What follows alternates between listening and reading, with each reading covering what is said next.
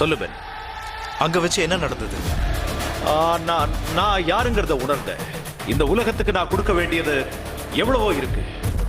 அவ்வளோ இருந்தோ நான் வெறும் ஆயுதங்களை மட்டும் தான் கொடுத்துட்டேன். அதனால தான் இந்த நிமிஷத்துல இருந்து ஸ்டாக் இன்டர்நேஷனலோட ஆயுதங்கள் தயாரிக்கும் பிரிவை மூடதான் முடியும்.